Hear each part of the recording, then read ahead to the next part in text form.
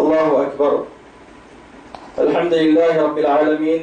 اللهم صل على سيدنا وشفيعنا ومولانا محمد وعلى آله وأصحابه وأزواجه وذرياته وأهل بيته رضوان الله تعالى عليهم أجمعين. أما بعد. السلام علیکم ورحمۃ اللہ تعالی وبرکاتہ. اللہ سبحانہ عز و جل کی رحمتیں اور برکتیں ہوں آپ پر، آپ کے تمام گھر والوں پر. اللہ سبحانہ عز و جل آپ رب العزت عنایت عطا فرمائے اور اس میں برکتیں اور رحمتیں جو شامل حال کے رہے آپ کی اور آپ کے دوستوں کی، آپ کے گھر والوں کی. اللہ عز و جل ہمارے اور آپ کے مرحوموں کی مغفرت فرمائے. مشاہدین الکرام، رمضان شریف کے اس مبارک مہینے میں آپ کی خدمت میں خاکسار اسماء اللہ الحسنی کی مختصر تفسیر و معنی اور اس کے ساتھ قرآن پاک کے ذریعے تفسیر ابن کثیر سے کچھ آیات کی تفسیر بھی جو تو پیش کر رہا ہوں. اللہ جل جلالہ الرحمن جل جلالہ الرحیم جل جلالہ الملک جل جلالہ القدوس جل جلالہ السلام جل جلالہ المؤمن جل جلالہ المہیمن جل جلالہ العزیز جل جلالہ الجبار جل جلالہ المتکبر جل جلالہ الخالق جل جلالہ البارئ جل جلالہ المصور جل جلالہ الغفار جل جلالہ الوهاب جل جلالہ الرزاق جل جلالہ القهار جل جلالہ الفتاح جل جلالہ العلیم جل جلالہ القابض جل جلالہ الباسط جل جلالہ الخافض جل جلالہ الرافع جل جلالہ المعز جل جلالہ المذل جل جلالہ السمیع جل جلالہ البصیر جل جلالہ الحکم جل جلالہ العدل جل جلالہ اللطیف جل جلالہ الخبیر جل جلالہ وجل شانہ الحلیم جل جلالہ وجل شانہ. آج آپ کی خدمت میں اسماء اللہ الحسنی کی صفات میں سے اس میں خبیر کی صفت اور اس میں حلیم کی صفت کا بیان ہو رہا ہے. اس میں خبیر وہ ذات صاحب اسرار ہے جس سے کوئی چیز پوشیدہ نہیں ہے. اسے ہر ذی روح کی حرکت کی خبر ہوتی ہے اور ہر جماعت کے بڑھنے اور کھسکنے اور گرنے کو اللہ سبحانہ عز و جل جانتا ہے. یہ اس میں خبیر کی صفت کی کا مضمون آپ کے سامنے رکھا ہوں. اور اس میں حلیم وہ ذات رحمان الرحیم ہے جو اپنے نافرمانوں کی سزا میں اور اپنے نافرمانوں پر غصہ کرنے میں جلدی نہیں کرتا. دیکھو اللہ سبحانہ و تعالی راحم الرحیم ہے. بعض لوگ اس کو یہ سمجھ لے کہ اللہ سبحانہ و تعالی نے ان کو ایک موقع دیا ہے، فرصت دیا ہے. بعض گناہگار لوگ کیونکہ یہاں پر اس میں حلیم کے اندر اللہ سبحانہ و تعالی وہ ذات باری تعالی ہے جو ٹھنڈی صفت والا ہے، بردبار ہے. اللہ سبحانہ عز و جل اپنے بندوں کے اوپر غصہ کرنے میں یا ان کو سزا دینے میں جلدی نہیں کرتا بلکہ ان کو توبہ کرنے کا موقع دیتا ہے.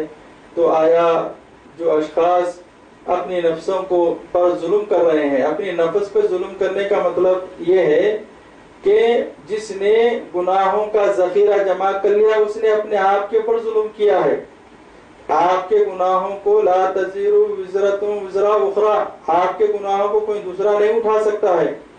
پھر آپ کو جو ہی اپنے آپ کے اوپر ظلم کر رہے ہیں تو پھر ان چیزوں کی جانچ پڑتال کیجئے کہ آیا ہماری زندگی جو اللہ اور رسول کی اطاعتوں میں صرف ہونی چاہیے. اللہ سبحانہ عز و جل نے جو حیات ہم کو بخشا ہے اس کا تصرف کیا ہونا چاہیے یہ چیزیں جاننی چاہیے.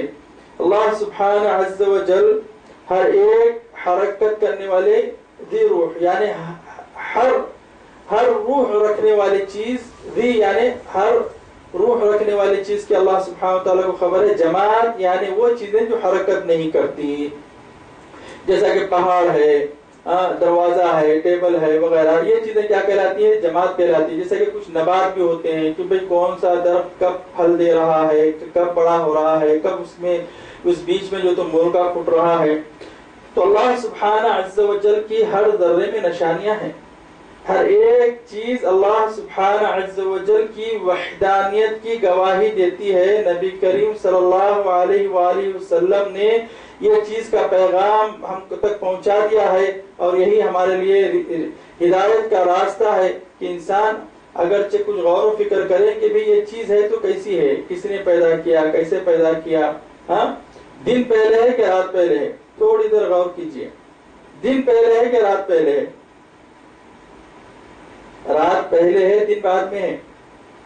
اندھیرا تو ہے ہی ہے نا آنکھ بند کر لو پھر اندھیرا ہے تو پھر اجالا کب آئے گا اس کے بعد میں آئے گا.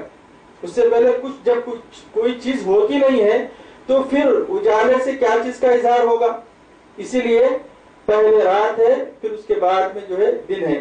تو جب اتنے چیزوں کو ہم سوچ سکتے ہیں تو پھر اللہ عز و جل کی ان نشانیوں کو دیکھتے باوجود بھی اگرچہ ہمارے دل پر ان چیزوں کا اثر نہیں ہو رہا ہے تو پھر ان چیزوں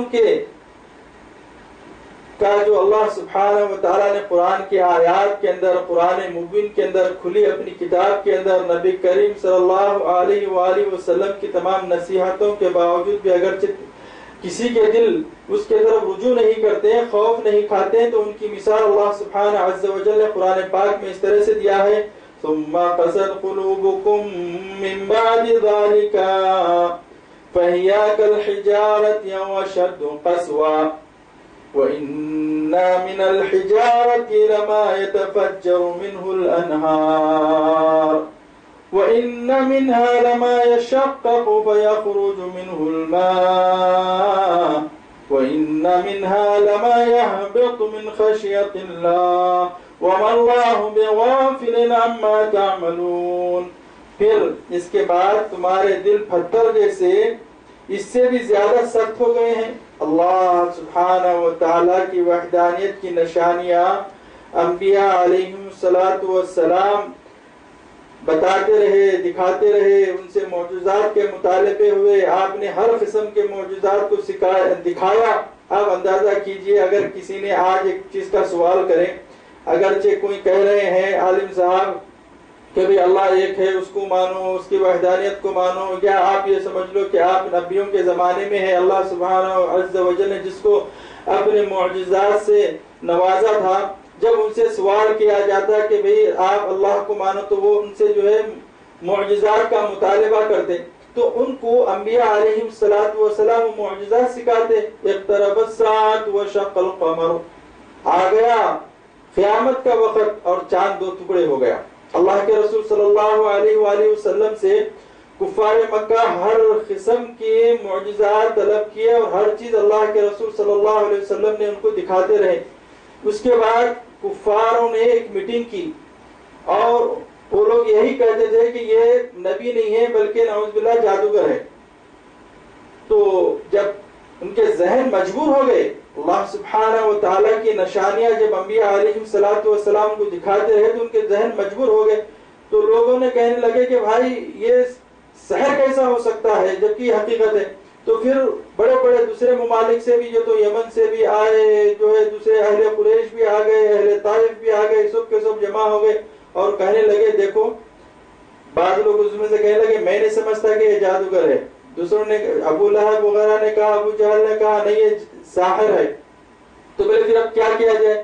تو دوسروں نے کہا جو ساحر نہیں مان رہے تھے انہوں نے کہا دیکھو اگرچہ یہ ساحر ہے تو اس کا جادو جو ہے زمین کے اوپر ہو سکتا ہے آدمی کے اوپر ہو سکتا ہے درخت پر ہو سکتا ہے پہاڑ پر ہو سکتا ہے جھاڑ پر ہو سکتا ہے جانور پر ہو سکتا ہے لیکن اگر یہ جادوگر ہے تو اس کا اثر آسمان پہ نہیں ہو سکتا، تو پھر اب کیا کیا جائے؟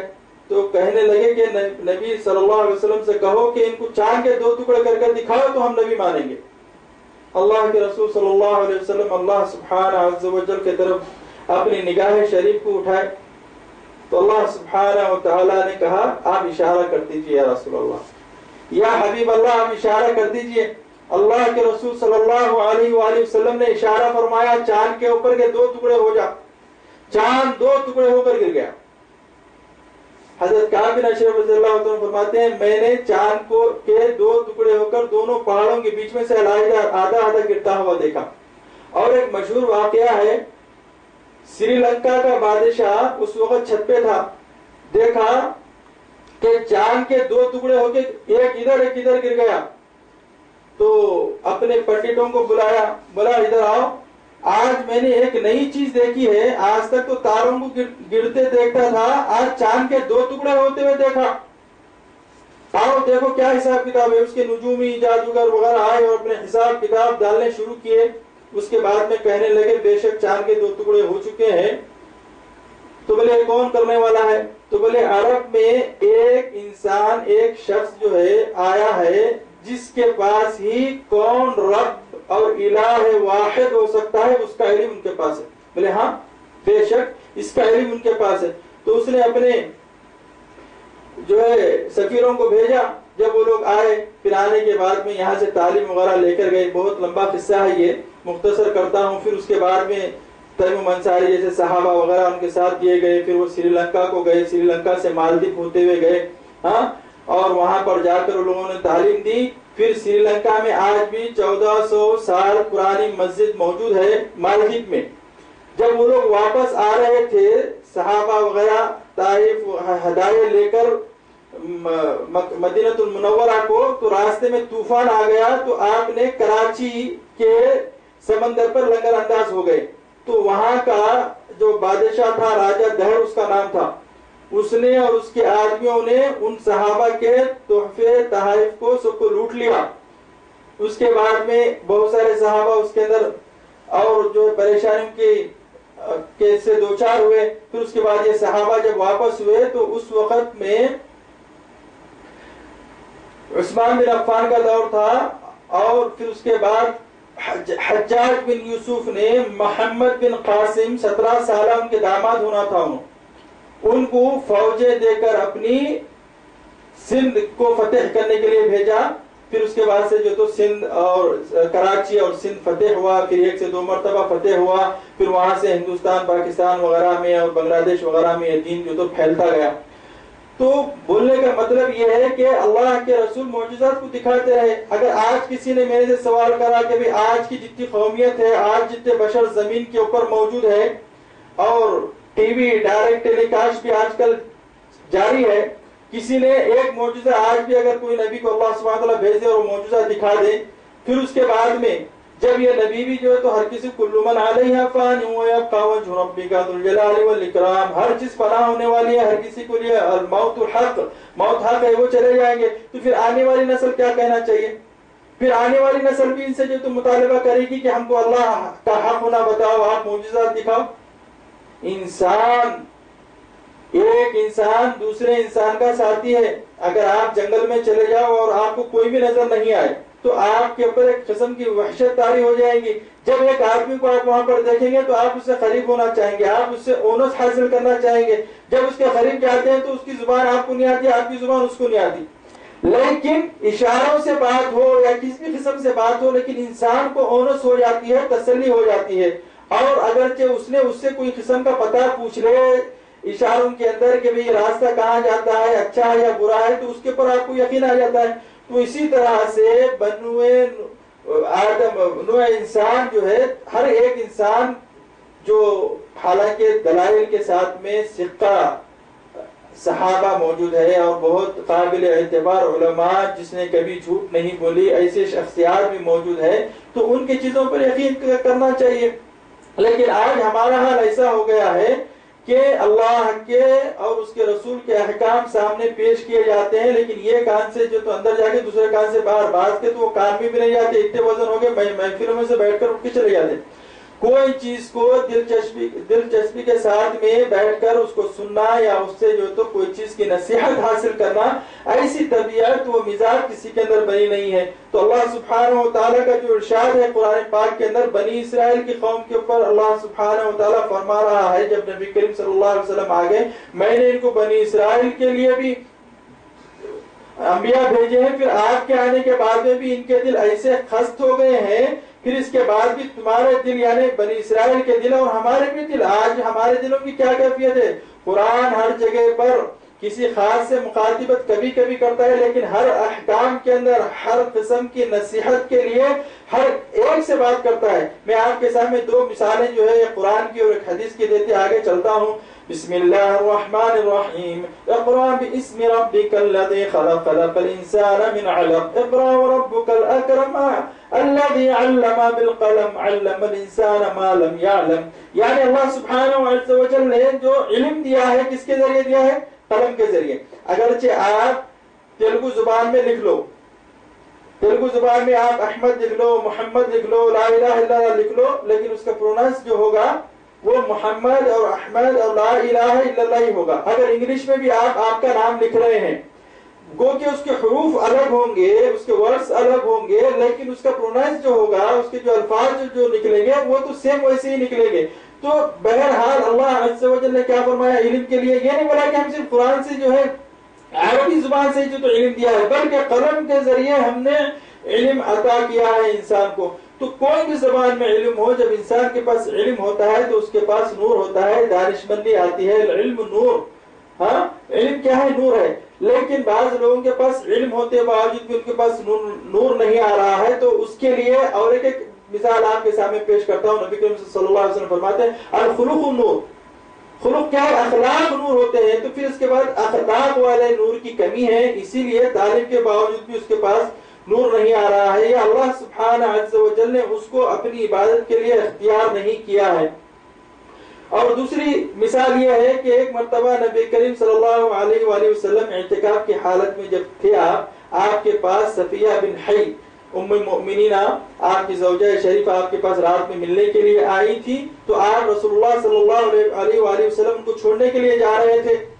راستے میں دو انصار کے لڑکے وہاں سے آ رہے تھے، تو رسول اللہ صلی اللہ علیہ وآلہ وسلم نے رک کر کہا اے انصاریوں، یہ میری زوجہ صفیہ بنت حی ہے۔ تو انصاریوں نے کہا یا رسول اللہ ایسی کوئی بات ہی نہیں ہے، ہم کو بولے نہیں، ان الشیطان تجری فی دم البنی آدم کمجرى الدم، یعنی شیطان انسان کے جسم میں ایسے دوڑتا ہے جیسا کہ اس کے جسم میں خون دوڑتا ہے۔ آپ نے کیا فرمایا؟ تم دونوں کے نہیں فرمایا، بلکہ انسان کے۔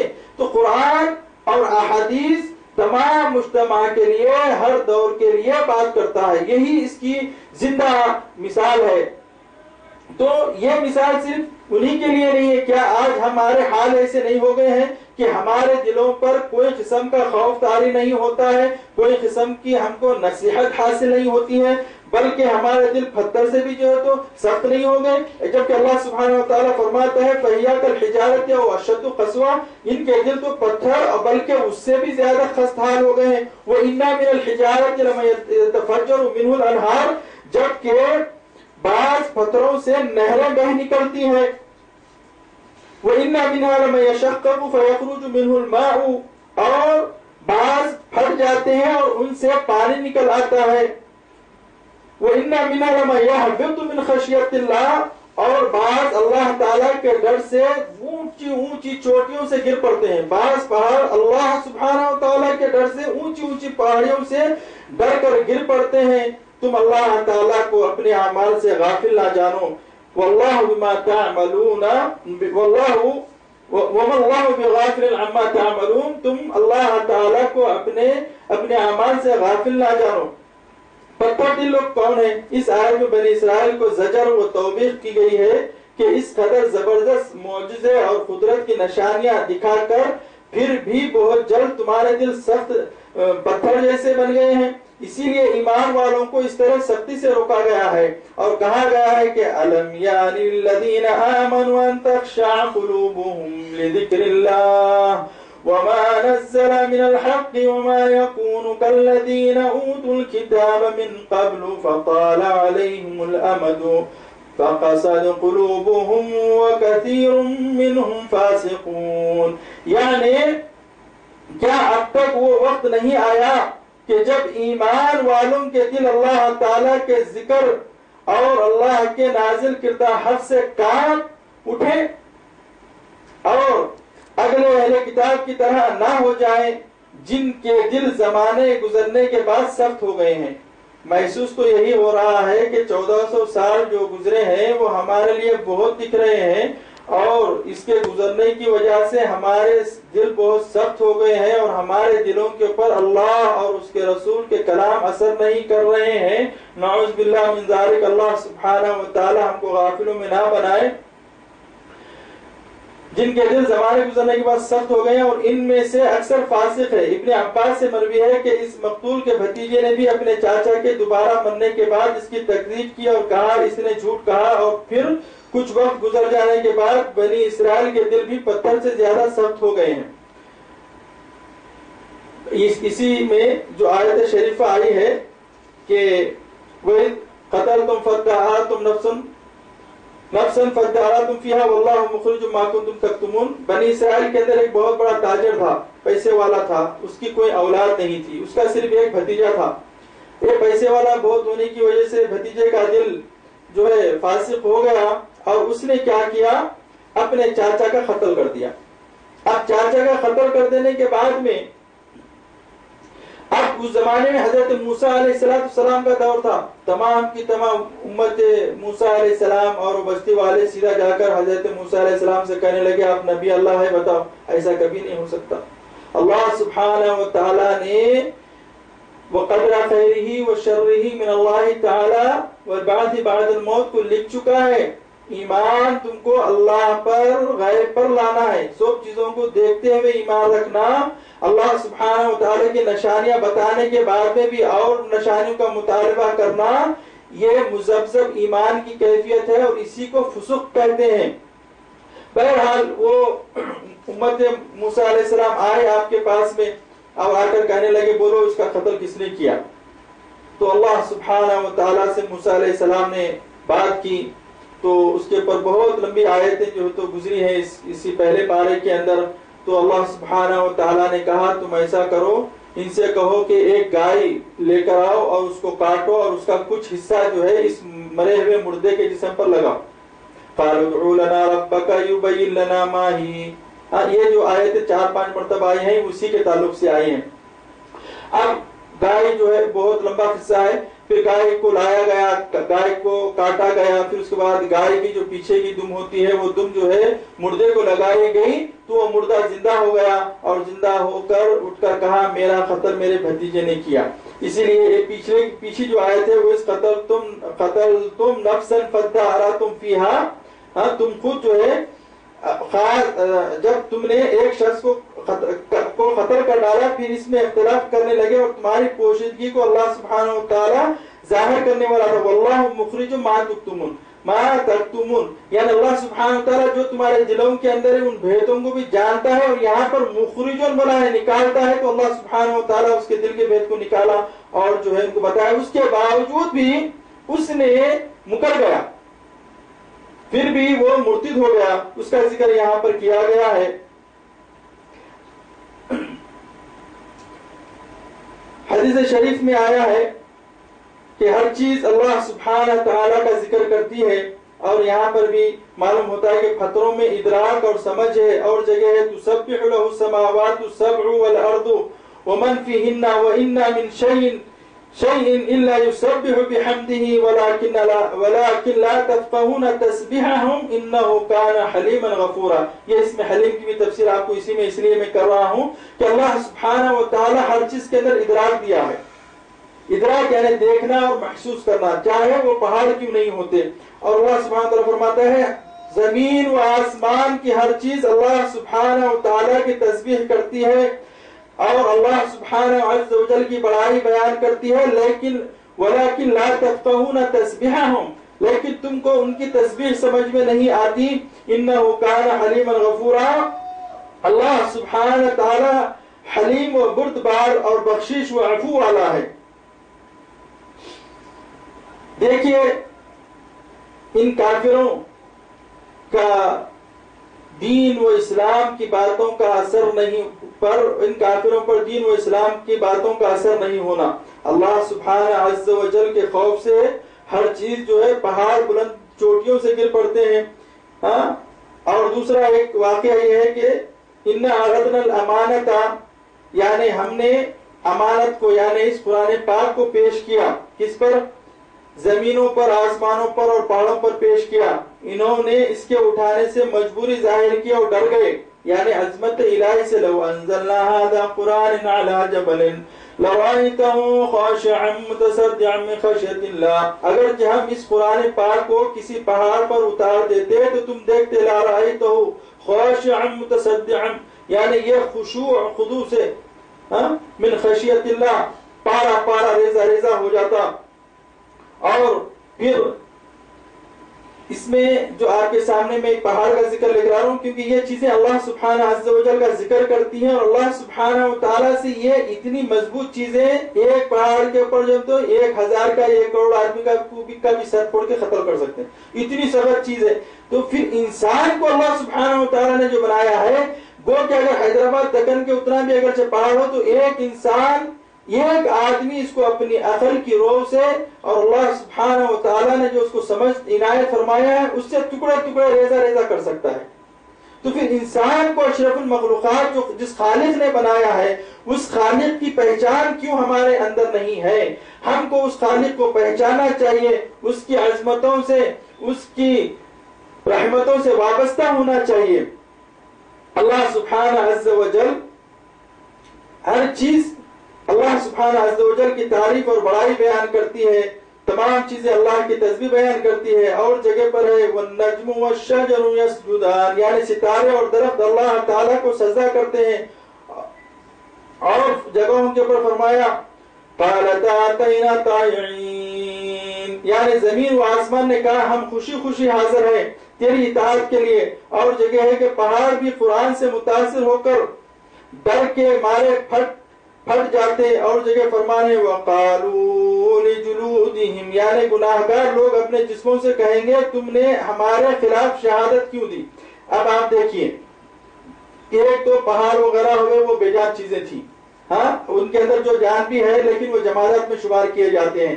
اب انسان ہے، انسان کے اندر اللہ سبحانہ و تعالیٰ نے کتنے اہم چیزوں سے اس کو نوازا ہے۔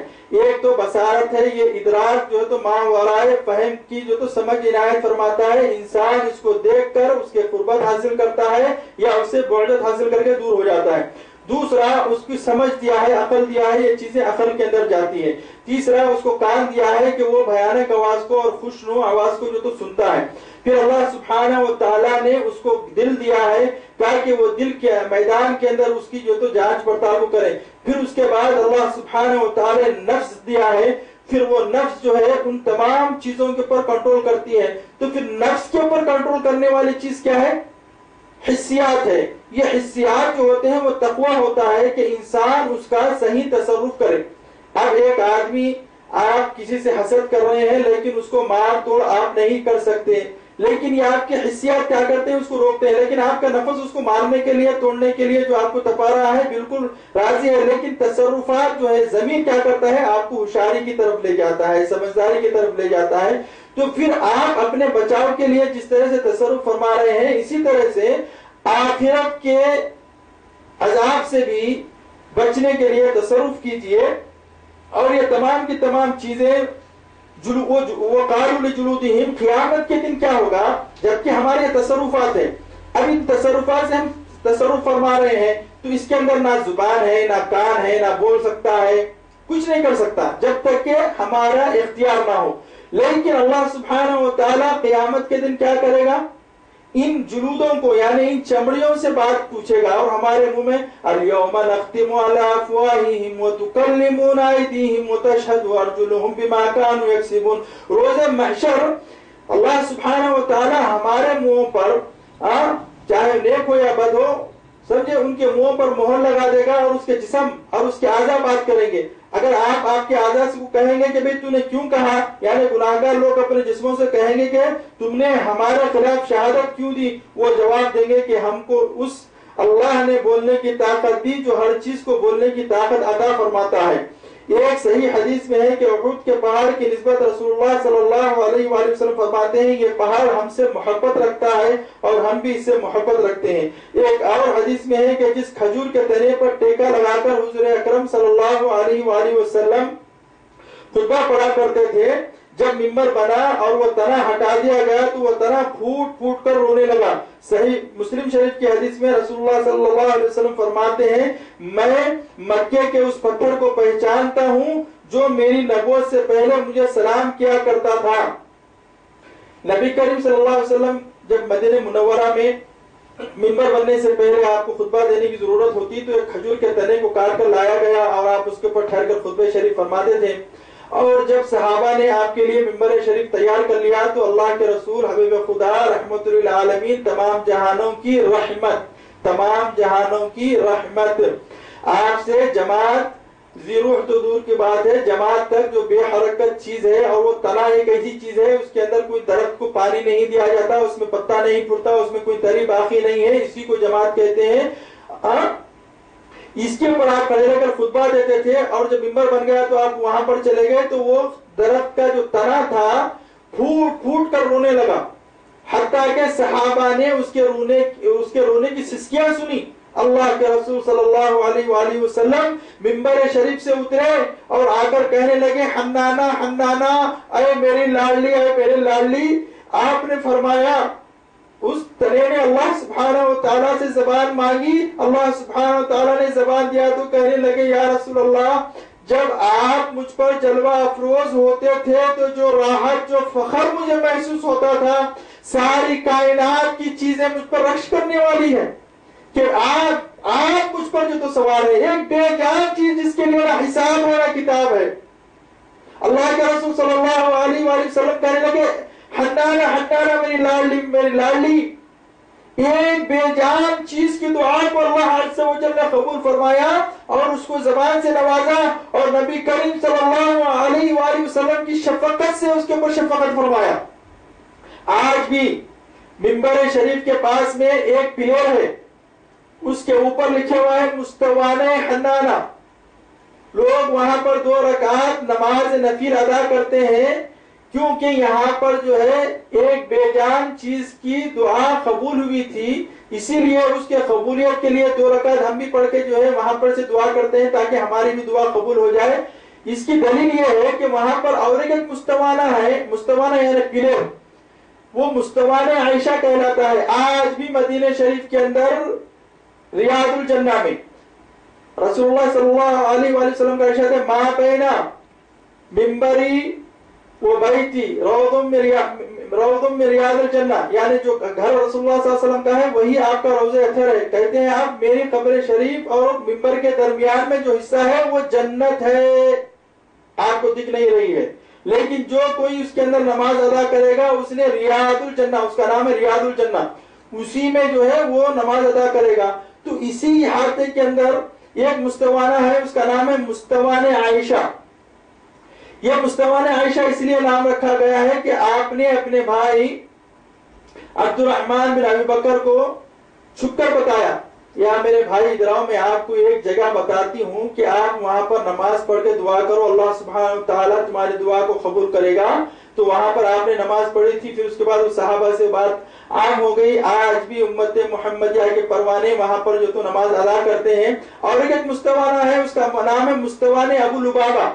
یہ ابو لبابہ صحابی ایک جنگ میں جو ہے حاضر نہیں ہو سکے تو نبی کریم صلی اللہ علیہ وآلہ وسلم نے سمجھا کہ اس نے تجارت کے لیے یا ڈر خوف کی وجہ سے یہ اس کے اندر حاضر نہیں ہوا، یعنی جنگ میں حاضر نہیں ہوا. جنگ کے بعد میں اللہ کے رسول صلی اللہ علیہ وسلم واپس آئے اور دوسرے صحابہ بھی آگئے تو ابو لبابہ رضی اللہ تعالیٰ عنہ اور ایک صحابی آپ کے ساتھ میں تھے، دونوں صحابہ آئے اور اللہ کے رسول سے معافی مانگنا چاہے تو اللہ کے رسول صلی اللہ علیہ وسلم نے اپنے منہ کو پھیر لیا. اپنے منہ شریف کو جب پھیر لیا تو صحابہ کے اندر کیا کیا کتنی بےتابی ہو گئی تھی. وہ منہ جب اٹھا ہے آسمان کے طرف, قَدْ نَرَىٰ تَقَلُّبَ وَجْهِكَ فِي السَّمَاءِ فَلَنُوَلِّيَنَّكَ قِبْلَةً تَرْضَاهَا. جب اللہ کے رسول صلی اللہ علیہ وآلہ وسلم کی نگاہیں صرف آسمان کے طرف اٹھی تو اللہ سبحانہ عز و جل نے فرمایا ہم نے دیکھ لیا قَدْ نَرَىٰ تَقَلُّبَ, پھرنے کا آپ کے چہرے مبارک کو, فی السماء آسمان کی طرف, فَلَنُوَلِّيَنَّكَ قِبْلَةً تَرْضَاهَا. اے میرے حبیب تم اپنی مرضی والے قبلے کی طرف سے مجھ کو سجدہ کرو جہاں سے تم چاہتے ہو. اللہ کی چاہت, اللہ کے رسول تو مدینہ شریف مکہ شریف میں بھی جب رہتے تھے, جبھی بھی اللہ کے رسول صلی اللہ علیہ وآلہ وسلم تابوت سکینہ بیت المقدس کو سجدہ کیا کرتے تھے. جب ہجرت فرما گئے تو وہاں پر آپ نے جو ہے وہاں سے بھی جو ہے بیت المقدس کو ہی سجدہ کرتے تھے, لیکن بات یہ ہوئی تھی کہ یہ کعبۃ اللہ شریف ہے, یہ کعبۃ اللہ شریف ہے اور یہاں پر جو ہے تو بیت المقدس ہے. یہ بیت المقدس, یہ کعبۃ اللہ شریف اور یہ مقام ابراہیم کا حصہ. اللہ کے رسول کیا کرتے تھے, یہاں پر ٹہرتے اور کعبے کو درمیان میں رکھتے اور یہاں پر تابوت سکینہ کو آپ جو ہے سجدہ کرتے. تو کعبۃ اللہ شریف درمیان میں آتا تھا. اللہ کے رسول صلی اللہ علیہ وآلہ وسلم جب مدینہ منورہ کو چلے گئے, جب مدینہ منورہ کو اللہ کے رسول چلے گئے تو آپ یہاں پر آ گئے, یعنی ایک دوسری جگہ پر اللہ کے رسول یہاں پر آ گئے. تو اب جب سجدہ کر رہے ہیں آپ یہاں پر بیت المقدس کو, تو یہ یہاں پر مدینہ شریف ہے اور یہ کعبۃ اللہ شریف ہے. تو سجدہ کے لیے کیا ہو رہا ہے, پیٹھ کعبے کو ہو رہی ہے اور آپ کا جو تو چہرہ بیت المقدس کی طرف جا رہا ہے. اللہ کے رسول صلی اللہ علیہ وآلہ وسلم چہرے کو اٹھائے ہیں صرف, تو اللہ سبحانہ و تعالی نے کہا اے میرے حبیب تم اپنی مرضی کے قبلے کی طرف پھر جاؤ. عصر کی نماز کا وقت تھا, رسول اکرم صلی اللہ علیہ وسلم جو یہاں پر یہاں ٹھہرے ہوئے تھے اس قبلے کی طرف تھے, آپ نے منہ پھیر کر اس قبلے کی طرف آ گیا.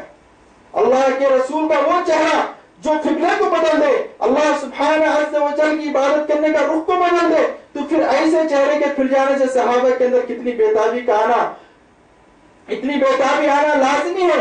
جو صحابہ جانتے ہیں کہ ہماری ہر قسم کی عاجزی و انکساری اگر ہم کتنی بھی کریں رسول اللہ صلی اللہ علیہ وسلم کے ساتھ میں معافی مانگنے کے لیے تبھی بھی کم ہے. نبی کریم صلی اللہ علیہ وسلم نے ان سے بات نہیں کیا تو ابو لبابہ نے نبی کریم صلی اللہ علیہ وآلہ وسلم کے دروازے کے سامنے ایک تھم تھا, وہ تھم کو اپنے آنکھ کو پڑھ لیے, 3 دن تک وہیں پر کھڑے رہے. سورۃ الانفال کی آیت نازل ہوگی, بولے یا رسول اللہ ان کو معاف کر دو, یہ حق پر ہے, ان کو جو ہے یہ کوتاہی کر کر فاسقوں کی طرح منافقوں کی طرح بھاگے نہیں ہیں. تو اس مقام پر صحابہ کی جو تو دعا قبول ہوئی ہے اور اللہ کے رسول صلی اللہ علیہ وسلم پھر وہاں پر ان سے راضی ہو گئے, اللہ راضی ہو گیا, اللہ سبحانہ و تعالیٰ راضی ہو گیا. تو وہاں پر بھی یہ جو ہے تو ایک پلیئر ہے, اس کا نام ہے مستوان ابو لبابہ. تو یہ چیزیں کیا ہے, حس میں آپ کو جو ہے ہمارے دلوں کا خس ہو جانا اور بے جان چیزوں کا, جبکہ ہمارے پاس حرکت ہے, سمجھ ہے, ادراک ہے, دیکھنا ہے, سننا ہے, سمجھنا ہے, حاجتیں ہیں, جبکہ بے حاجت چیزیں بھی کیا کر رہی ہے دیکھیے. اور مکہ مکرمہ کے اندر قبل نبوت یعنی 40 سال سے پہلے اللہ کے رسول جبھی بھی اپنے گھر شریف سے جو ہے حجرہ شریف سے کعبۃ اللہ کے اندر آتے, خدیجہ الکبریٰ رضی اللہ تعالی عنہا امائی کے گھر کے طرف جب جاتے تو وہ پتھر آپ کو سلام کیا کرتا تھا. تو اللہ کے رسول فرماتے ہیں وہ پتھر کو میں آج بھی جانتا ہوں جو مجھے سلام کرتا تھا. حجر اسود کے بارے میں ہے کہ جس نے اسے حق کے ساتھ بوسہ دیا ہوگا, جس نے بھی حق کے ساتھ حجر اسود کو بوسہ دیا ہوگا, یہ اس کے ایمان کی گواہی قیامت کے دن دے گا. یعنی حجر اسود دیکھیں پتھر ہے, وہ پتھر. اور ایک حدیث کے اندر آیا ہے اللہ سبحانہ عز و جل حجر اسود کو قیامت کے دن 2 آنکھیں دے گا اور وہ گواہی دے گا کہ یہ اے اللہ اس بندے نے تیرے اس گھر کا حج کیا, زیارت کیا, طواف کیا, مجھ کو بوسہ دیا, میں اس کی گواہی دیتا ہوں تو اس کی مغفرت کر دے.